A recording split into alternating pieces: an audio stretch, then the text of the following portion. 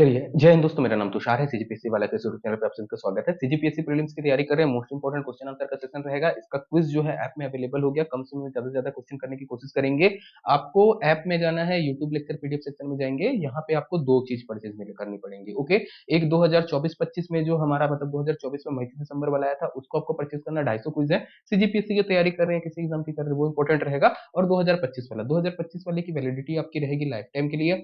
साल भर के लिए आपको डेली क्विज वगैरह सारी चीजें मिलने वाली हैं। और इसके अलावा साल भर के लिए आपका ग्रुप चैट अवेलेबल रहेगा, आप आपस में भी डिस्कस कर सकते हो। जितने ज्यादा लोग जुड़ेंगे, जितना आप लोग एक्टिवली पार्टिसिपेट करोगे, उतना बेनिफिट रहेगा। चलो क्वेश्चन की तरफ बढ़ेंगे। पहला आता है, हमारी संविधान की प्रस्तावना में इसमें से किसका उल्लेख नहीं है? न्याय का उल्लेख है, समानता का उल्लेख है, भाईचारे का भी उल्लेख है, आपका वयस्क मताधिकार, इसका उल्लेख नहीं है। ओके चलो, भारत में आपको बताना है किस आयु में कोई नागरिक मतदान कर सकता है। 18 साल है। अगर बात करेंगे 61वें संविधान संशोधन से था, पहले 21 साल हुआ करता था, अब 18 साल कर दिया है। चलो, प्रस्तावना के अनुसार अंतिम शक्ति किसके हाथों में है? आपका भारत के लोगों में है। ओके, हम भारत के लोग जब बोलते हैं, अंतिम शक्ति भारत के लोगों के हाथों में है। भारतीय संविधान के अनुसार संपत्ति का अधिकार कैसा अधिकार है? तो संपत्ति का अधिकार जो है अब एक कानूनी अधिकार जो है आपका हो गया है। चलो नेक्स्ट क्वेश्चन में आएंगे, लोकतंत्र की सफलता किस पर निर्भर करती है? आलोचना के अधिकार पे, एसोसिएशन के अधिकार पे, व्यक्तिगत स्वतंत्रता के अधिकार पे, या संपत्ति के अधिकार पे? तो लोकतंत्र कब सफल माना जाएगा? जब वहां पे व्यक्तिगत स्वतंत्रता हो। ओके, भारतीय संविधान में आपको बताना है, राज्य के नीति निर्देशक सिद्धांत किस संविधान से लिए गए हैं? तो नीति निर्देशक सिद्धांतों की अगर बात करेंगे डीपीएसपी की,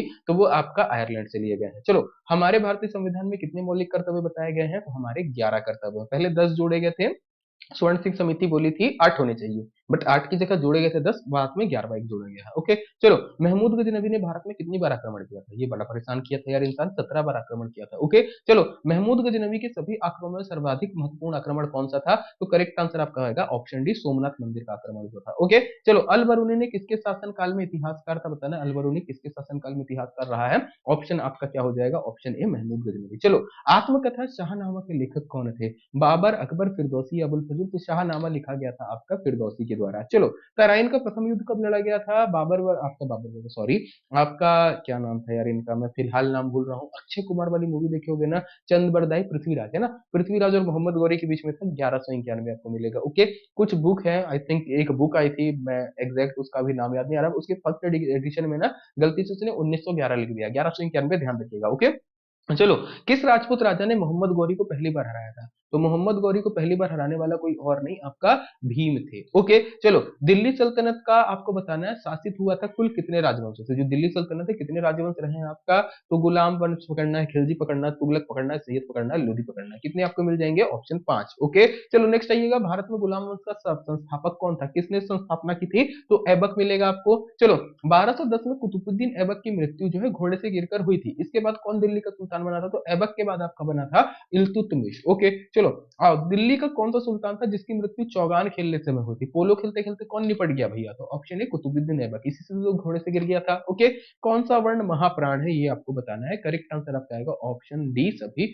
फ बोलो, भ बोलो, न बोलो, ये सारे में हवा ज्यादा निकलती है, तो ये उपरोक्त सभी रहेगा। ओके चलो, छत्तीसगढ़ी भाषा में ए को किससे प्रतिस्थापित किया जाता है? ए एक्चुअल में अपने पास नहीं है। ओके, तो हम लोग ए की जगह क्या बोलते हैं? तो ऑप्शन बी, आई बोलते हैं। ओके चलिए, पीके थुंगन समिति ने अपनी रिपोर्ट कब दी थी? पंचायती राज से रिलेटेड क्वेश्चन है, आपको ध्यान रखना रहेगा। 1989 पीके थुंगन समिति की रिपोर्ट आई थी। जनतांत्रिक विकेंद्रीकरण योजना स्थापित करने की सिफारिश किसने दी थी? तो जनतांत्रिक विकेंद्रीकरण की सिफारिश जो है आपका बलवंत राय मेहता समिति के द्वारा आई थी। ओके, ग्राम सभा का सम्मेलन किस तारीखों में, कौन सा गलत बताना है? 23 जनवरी से शुरू होता है, 14 अप्रैल, 20 अगस्त, 2 अक्टूबर, या फिर इनमें से कोई नहीं। कौन सा गलत है? कोई भी गलत नहीं है, ये आपको 4 डेट याद रखना है। एग्जैक्ट इन 4 डेटों पे हर बार आपका ग्राम सभा का सम्मेलन होता है। ओके चलो, एशिया की पहली भूमिगत जल विद्युत परियोजना कौन सी है? तो आपको मिलेगा कौन से राज्य में है? तो option B, Himachal Pradesh. Okay चलिए, आते नेक्स्ट क्वेश्चन में, इनमें से किस वस्तु को सबसे पहले विशिष्ट भौगोलिक पहचान या जीआई टैग के तहत रजिस्टर कराया था? तो सबसे पहले 1999 में जीआई टैग के तहत जो रजिस्टर हुआ था, वो आपका ऑप्शन बी मिलेगा, दार्जिलिंग टी। ओके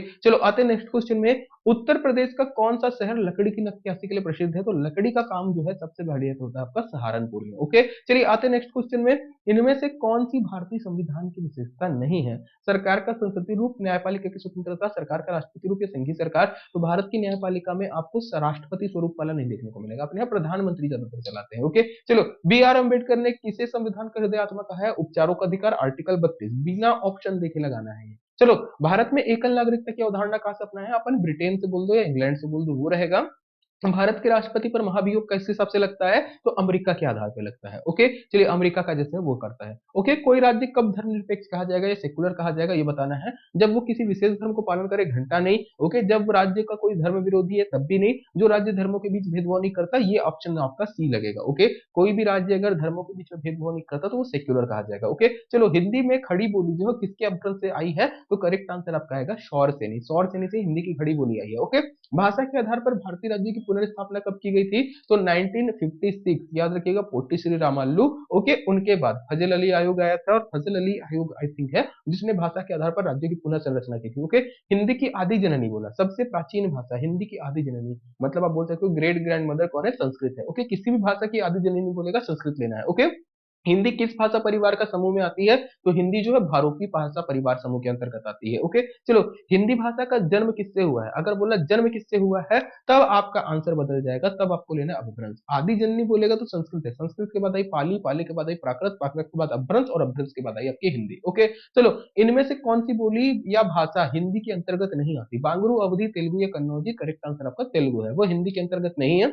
कौन सा एक शब्द जो है अन्य का पर्यायवाची नहीं है, विश्राम, आराम, चैन, लय, करेक्ट आंसर क्या है, लोक। लोक अलग है, विश्राम करना, आराम करना, चैन से बैठना, ये सारी चीजें क्या है, एक तरीके से सिमिलर साउंड कर रही है। ओके, भूर्जित का संधि विच्छेद क्या है, ये आपको बताना है। भू प्लस अर्जित, भू प्लस उर्जित, भू प्लस सुजित, आपका क्या हो जाएगा, भू प्लस उर्जित हो जाएगा। ओके, भू प्लस उर्जित, भूमि से उत्पन्न हुआ वो भूर्जित होगा। ओके, चलो पलक या पलक किस भाषा का शब्द है, पलक जो हम लोग बोलते हैं, पलक जो है आपका ऑप्शन सी फारसी भाषा का शब्द है। ओके, स्नेह गमन किस प्रकार का उदाहरण है, स्नेह से गमन होगा, करेक्ट आंसर आपका क्या होगा, स्नेह में गमन, ऑप्शन बी अधिकरण तत्पुरुष। ओके, चलो प्रविशेषण का उदाहरण बताओ क्या है, प्रविशेषण क्या होता है, जो विशेषण की भी विशेषता बताता है उस शब्द को हम लोग बोलते हैं प्रविशेषण। जैसे मेरा लड़का आलसी है, वह नौकर नहीं है, जैसा देश वैसा भेष, कश्मीरी सेब सिंदूरी लाल होता है, तो यहाँ पे जो आपका प्रविशेषण है ऑप्शन डी रहेगा। कश्मीरी सेब की बात कर रहे हैं, वो लाल होता तो ठीक है, बट सिंदूरी लाल बोल रहा है ना, तो विशेषण की विशेषता बता रहा है। ओके, बाह्य प्रश्न के आधार पर वर्णों के कितने मुख्य भेद होते हैं, तो करेक्ट आंसर आपका रहेगा ऑप्शन ए, दो भेद होते हैं। ओके,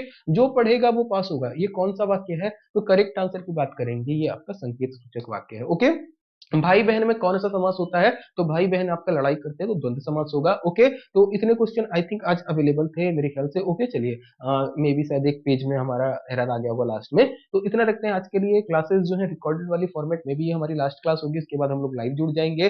बाकी क्विज वगैरह अवेलेबल है, वीडियो को लाइक करिएगा, शेयर करिएगा, और अपना प्यार बरसाइए। इतना रखते हैं आज के लिए, क्विज जरूर ले लीजिएगा, क्विज से आप लोगों को काफी फायदा होने वाला है। धन्यवाद।